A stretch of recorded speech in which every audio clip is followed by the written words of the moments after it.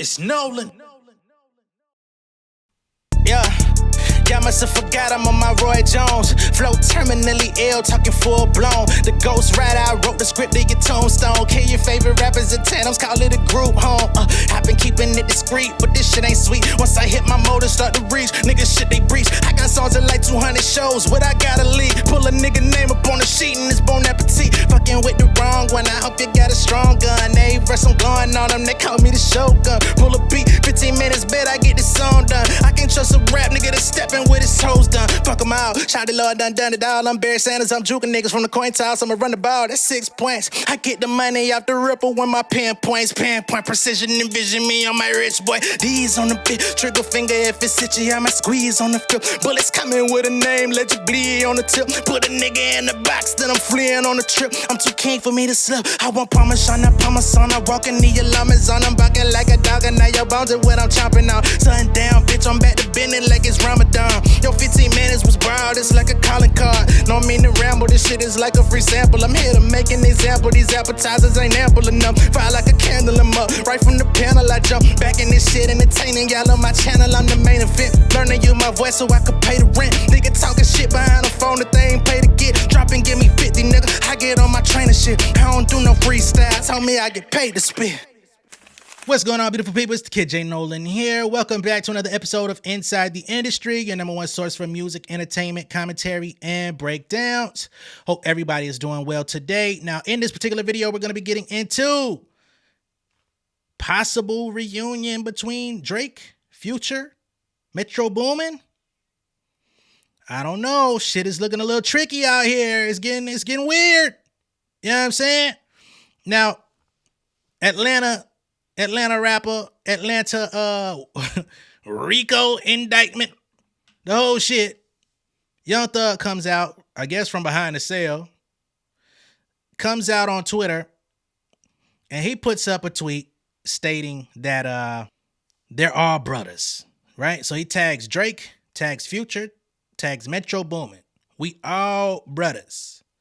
Music ain't the same without us collabing, all right? So number one, he puts this statement out, basically calling for peace, calling for a truce. And I understand Young Thug's perspective because Drake held him down since he's been in jail.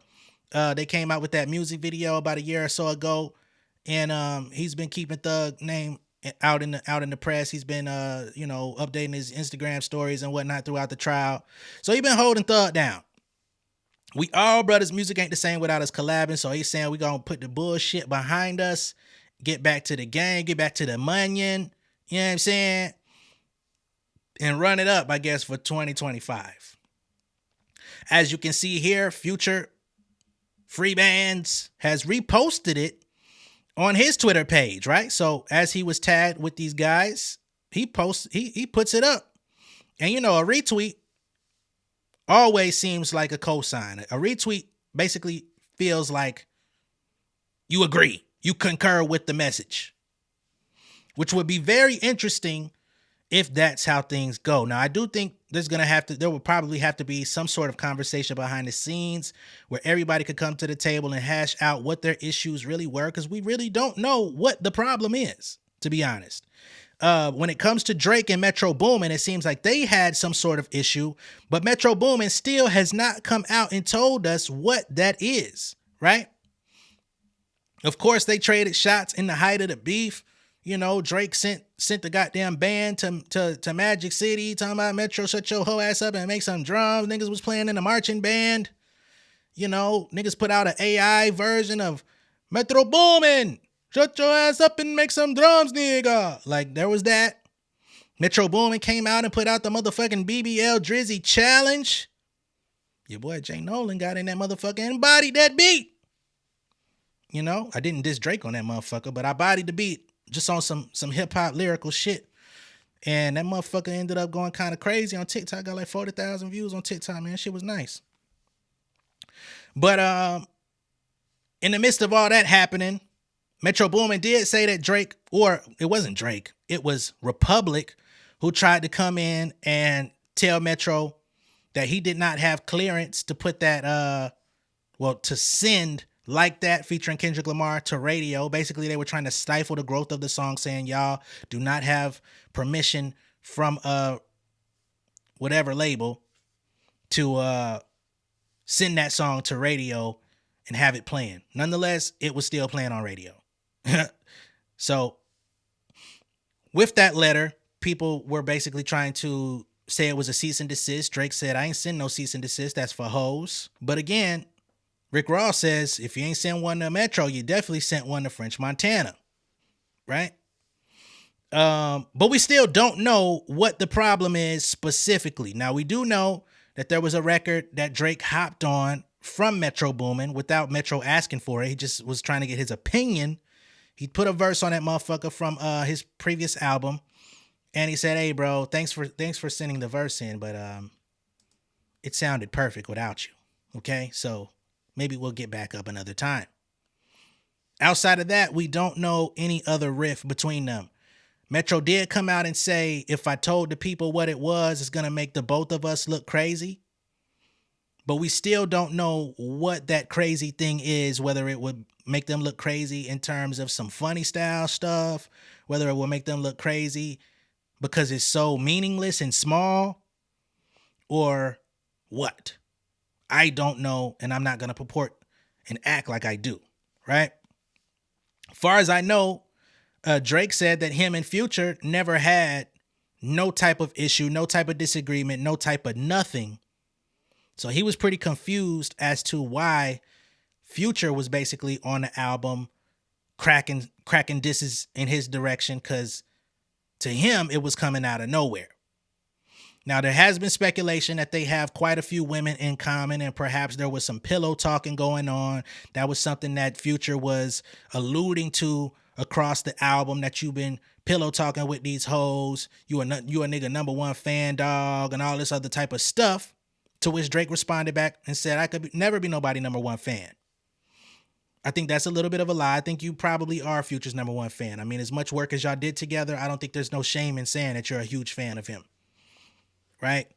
As much credit that Drake has gotten off of collabing with Atlanta rappers, yeah, I would say you're a pretty big fan. It's not a disparaging thing to say. But, of course, when Kendrick Lamar put it in Not Like Us, that you run to Atlanta when you need a check balance, it did make everybody look at Drake funny, because it was like, oh, shit.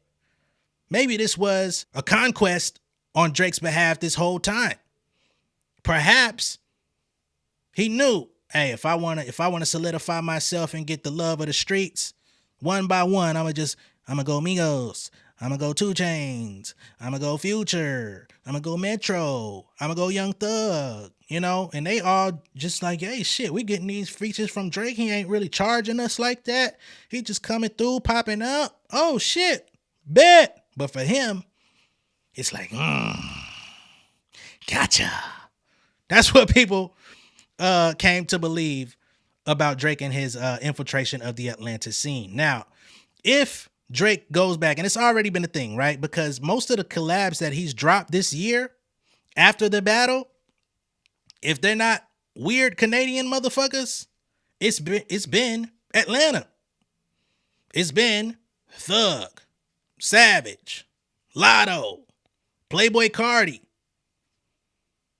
It's been a lot of Atlanta niggas already. But I think the formula has been tainted because he had such a good thing going with the likes of Future and Metro Boomin, right? So it would seem like that's the missing ingredient. Once Future says it's cool to fuck with Drake again, we back in business, baby. Yeah. I don't know. And with Future retweeting that tweet from Young Thug, it seems like they might be making a step in that direction to get things rectified. Now, do I think Young Thug just putting this tweet out there is going to create some sanctimonious thing? No. Drake is a spiteful nigga. So if Future ever comes back around to play ball with him, he should always watch his back for the rest of his career. Because when he least expect it, Drake is going to find a way to drive a stake in this nigga's back. That's just how I see it. That's how he's presented himself over the years. That's what he did with Kanye. Them niggas came to the table and patched things up about 5 times in the last 10 years. And every time they patch it up, it goes bad again. And Drake gets on his album, swoop whopping all over that nigga head. It's just the way it goes. So Future, if you want to play those games, hey, do what you do. I ain't got nothing to do with none of this shit. Ain't got nothing to do with me, baby. I don't even listen to Future all that much. But just remember, proceed with caution. The boy loves to get his get back. And he may act like it's all gravy, baby. He gonna put a dagger in your ass. If you got your eyes set on one of these, I don't know, you got one of these little John, one of these young tenders out here in the A, one of your favorites, the one that know exactly what you like, how to do it, and when to do it, you can expect to become Eskimo twin brothers at some point. I'm just telling you, it's gonna, you know how it go. You know how that shit go. All right. So that's what we got on that. The sample that was used on Like That featuring Kendrick Lamar, the Barry White estate has come out and they've issued a lawsuit to retrieve over $1 million in damages. Now, this lawsuit is not on Future and Metro Boomin. It's actually aimed at Rodney O, who they sampled. But they're basically saying if Rodney O and his partner that produced the track, if they can't provide adequate paperwork to show, clearance of the sample, if they don't have the funds needed to make them whole, then they will hold Future and Metro Boomin accountable for that. Okay. So they say Barry White's estate has launched a legal war over Future, Metro Boomin, and Kendrick Lamar song Like That, which sparked the war with Drake. Barry White's family has indirectly entered the war. Whatever. White's surviving family launched a legal offense against Rodney O and Joe Cooley over the chart-topping hit Like That by Future, Metro Boomin, and Kendrick. They're represented by Barry's widow, Miss Glodian B. White, and Jack W. Perry. They allege that Like That unlawfully samples White's iconic 1973 track, I'm Gonna Love You Just a Little More, Babe. The lawsuit claims that the bass line in Like That is a direct lift from White's original composition. Okay? Now, Like That samples Rodney O and Joe Cooley's Everlasting Bass, which they also say infringes on White's copyright. Now, what's interesting to me is Rodney O and Joe Cooley's song Everlasting Bass originally came out in 1988. So why is it that Barry White and his legal team did not sue for copyright infringement back in 1988? Everlasting Bass is a popular song. It's been sampled numerous times in hip hop. It's been sampled damn near 50 times. But all of a sudden, y'all want to cash in on Metro Boomin and Future, which, hey, it's within your right if it's unlawfully sampled. But they say, again, interestingly, Future, Metro Boomin, and Kendrick have not been named defendants, at least not yet. The complaint notes that these artists, along with their associated record labels, are believed to be indemnified by Rodney O and Joe Cooley, thus shielding them from immediate legal action. However, the plaintiffs have left the door open for future claims should the indemnification prove insufficient. Okay, Like That has dominated the charts and ignited one of hip-hop's most intense rivalries. The track famously sparked a lyrical feud between Kendrick Lamar and Drake, adding another layer of drama to an already contentious release where they was allegedly dissing his ass all over the album. Again, the Barry White Trust is seeking damages over $1 million, citing unauthorized reproductions, digital downloads, and streaming revenues, among other infringements. Okay. Now, this lawsuit has also brought some division between Rodney O and Joe Cooley, the original, well, I won't say the original, but the creators of Everlasting Bass. They seem to not be in accordance at this time. Okay. Joe Cooley went on Facebook not too long ago And he wrote a statement saying, God is telling me to man up, leave Rodney O alone, and just stay away. He's only adding more damages by falsely, illegally using my name in production. I got paperwork to prove it. He also suggested that he'd produce the receipts if or when it's necessary to do so. So Joe Cooley, who I'm assuming is the original producer of the Everlasting Bass song, is basically throwing Rodney O under the bus, right?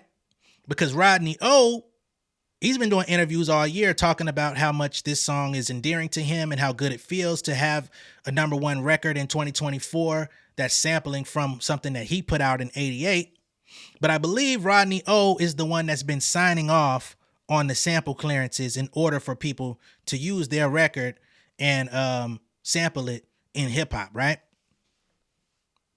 Joe Cooley is basically trying to throw his hands up and say, hey, it ain't me, it's him. God is telling me I got to get away from this guy. He keeps signing off on people sampling this shit, and it's only making it worse because Barry White and them is on my ass, right? But also keep in mind that post has since been deleted, so perhaps he's not fully standing on that. As it pertains to Rodney O and Joe Cooley, they were signed to a group called Egyptian Empire at the time of the song's release. All Hip Hop reached out to Egyptian Lover, who confirmed Rodney O indeed owns the masters and publishing for that record. So he is well within his rights to sign off on those clearances, right? But unfortunately, it's causing some division between these two original creators on that Everlasting Bass song. They're not lockstep no more. Rodney O is the one who's been doing all of the public speaking. Joe Cooley is like, man, get me out of here. Again, the Barry White estate is looking for over $1 million in damages. Who is going to pay for it? I don't know. Outside of that particular encounter, we've also got Drake affiliate Top5. Drake, get your boy. All right. So Top5 came on the scene. He just got out of jail about a month ago, less than a month ago. He came out talking reckless, came out talking about what he was going to do to Kendrick Lamar if he comes and crosses Canadian border lines and goes to New Ho King and all this type shit. He finds himself in a back and forth with Whack 100. He finds himself in a back and forth with Hitter J3. He finds himself getting dissed by Jason Martin. You know what I'm saying? All of this stuff, right? It seems he no longer wants smoke with the West Coast. Cooler heads have seemed to prevail. He sent some DMs to Hitter J3 trying to perhaps make peace. I don't know how everything went with that, but to my knowledge, I don't think he's out here antagonizing Cali folks no more. But now he set his sights on a young rapper by the name of Lil Tyler. Now, for those of y'all that may not be super familiar with Lil Tyler, he's a rapper from Florida. He's been out here in the game since probably about 15, 16 years old. He went viral numerous times with his music, and he was actually creating music via his cell phone on an app called BandLab, where he was simply hooking up his headphones and rapping to beats that he was finding online, mixing and mastering his own shit through the BandLab app. And it generated a lot of interest for him. At this point, Lil Tyler has gotten, a lot of attention. He's found himself in different places with other stars, him and Lotto, him and Jada Waiter. He had that song Jada Waiter on Ruby Rose. I was just on here the other day talking about how Lotto keeps kind of pulling from his vocal delivery to, make her own music right now. That's something that I'm hoping that she kind of moves out of that phase, but now that Lil Tyler's kind of in position and he's moving around, he's kind of in the industry, I believe he's being managed by the same manager that manages Kodak Black. Now, I don't know all the Top5's business, and I don't care to know all the Top5's business. Really don't give two fucks about this young man. But apparently he has some sort of issue with Kodak Black. I don't know why. I don't know where that originated. But because Lil Tyler is managed by the same manager, now he had a show that was scheduled to take place out in Toronto, and Top 5 decided to show up to that show. I'm presuming that he showed up with a bunch of goons, and Lil Tyler did not show up for his own concert. Okay? Being that Lil Tyler did not, and again, this is a young kid, right? He's 18 years old. He's been in the spotlight for about 2.5 years now. But he's 18. I don't know how old Top 5 is. I think he's in his mid-20s somewhere. He's been around for a few years. But now he's trying to bully somebody that doesn't even know who he is, doesn't know shit about him, but he wants to bully an 18-year-old kid. This seems to be his MO, that he transgresses against folks that are significantly younger and innocent. I don't know why, but if you look at that case that he got off on, look at the specifics of that case. He allegedly, I can't say he did it because he got off, but somebody affiliated with him allegedly unalived a young kid that was around, 19, 20 years old, before he could even reach his 20th birthday or something like that. On some get back. Turns out it was a civilian that had nothing to do with whatever his issue was, because I think somebody did unalive his brother. Totally unrelated person, gone. Right? Now he's pulling up to Lil Tyler's show, 18-year-old kid just trying to get out here, rap, fulfill his dreams, put his family on, etc. He don't know Top 5 from a can of fucking paint. All he knows is I'm out here living and I'm managed by Kodak Black manager. And, the manager has led Kodak Black to a considerable amount of success, or at least has helped him to maintain a considerable amount of success, right? So here we have footage of Top 5 at the Lil Tyler show, antagonizing the situation even further. Drake, get your homie. With the Lil Tyler show. Oh, yo, bro, I told you. Okay, look, this kid never came into the venue once. Like, I think his security maybe, came through the back door. I seen, 2 guys come through the back door. They checked it out. They talked to some other security, and then they left. They never... he never once came inside the venue once. I never seen him. I never seen his manager. He never performed. He never did nothing, dog. Why? Bro, he was scared for you, dog. I swear to God, they were talking about you. They were like, oh, 5 tried to come in from outside. But yo, you gotta remember, this guy's manager is Kodak Black's manager. So they already know about that. You see what I'm saying? That's crazy.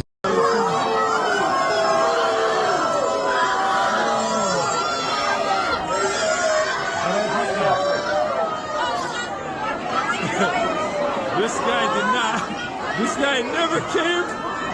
Yo, Lil Tyler, this guy never came to his own fucking show. Say he should have checked in, eh? Damn. So they're saying he should have checked in. This is something that I guess Top 5 is trying to sanction out in Toronto now, is that artists need to check in with him and his entourage of people to basically, and of course the check-in game is extortion. When you're going into a major city, we've seen this in LA for some people. We've seen this in Detroit for some people. When you go to these towns, they want you to go break bread with the local hooligans, right? You either got to pay a couple, $20,000, $30,000, whatever it is for your clearance, or they're going to try to rob you, take what you got on you, what have you. Or you need to go, they're going to put your ass in somebody's goddamn black truck and take you around the city to all the little neighborhoods and all the little scragglers, and they're going to have you smoking all types of funny weed and shit just to say you a real one and shit. All the little bullshit niggas be on.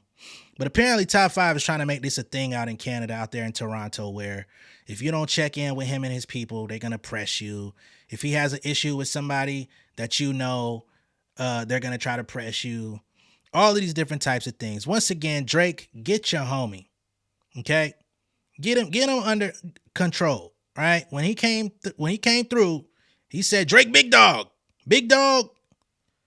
get your puppy on a leash. All right? Because not only is he a bad reflection of you, right? If the only reason why people really know him is because he's associated with you. The people have already been looking at you unfavorably all year. You don't really have much much wiggle room to get back into the good graces of the people. Your songs have not been carrying a lot of weight. They have not been staying on the charts. They've not been staying in the conversation of people outside of clowning the music that you've been dropping. You got a new single out here where you're singing in goddamn Spanish, trying to do all your trabajadras and stuff, and it's not working. So the least you could do is get your dog on a leash, okay? Especially when it comes to somebody like a Lil Tyler. Again, an 18-year-old kid that is not bothering nobody. He's out here having fun. He out here trying to get to the money. He's out here trying to entertain a fan base that is young. Has nothing to do with none of the shit y'all got going on, none of y'all beefs, none of y'all whatever y'all want to call it. I don't know what's going on with Top 5. I guess they finally let him into the sandwich shop to go ahead and get his favorite flavor of hoagie, because all of a sudden he's big dog now. Get that shit under control. You know what I'm saying? And from one side, for people like Lil Tyler's sake, who's innocent and not bothering nobody, but also for Top 5's sake, because you coming around here trying to act like you like this big shit. But everybody that's been big shit eventually finds out there's some other turds in the goddamn toilet that can knock your ass out the water. Sorry for the graphic display, but you know what I'm saying? Like, there's always somebody out there that can knock you off your square, or they might knock your ass into a rectangle. Okay, if you understand the geometrics that I'm trying to give to you. Now, I'm not saying that it has to happen, should happen. I'm not sanctioning for that. I don't provoke violence on my channel. I'm just saying, calm that shit down, get your shit together, because you're also putting yourself in danger. You're not the boogeyman. It's a bunch of fucking weird shit going on. A lot of weird behavior. Get your boy, get your dog, get your puppy on a leash, man. Y'all let me know what y'all think about this down below in the comments. Be sure to like and share this video. If this is your first time seeing me on YouTube, go ahead and subscribe to the channel, become an insider, and I will catch y'all on the next one, all right? Much love and respect, y'all. Peace! Yeah, king of my city and cul-de-sac. Coming out swinging like soldier rags. Leading my people like quarterback. Boy, I study this shit, I'm an almanac. Had to get up and grind. Knowledge is booming, I'm here to apply. Came with the chip and the dip, it just single the mind. We finna do more than survive. I need my check. Spinning the block for the Gouda. We hitting the jeweler to flood out the net. We don't do beef for computers, I'm straight out the sewer. We come when you rest. Niggas be looking perplexed, so keeping my foot on their neck. No map, I trust my gut for the quest. But drama, I'm fully abreast. I was ready for years and they doubted me. All of a sudden they tell me they proud of me. I've been dropping these haters like calories. Cross them out, I came back with some boundaries. Stand for my honor, but you run no corner. Packing the stick with a drummer. Wanna catch my bad, won't fumble. I done came too far to be humble.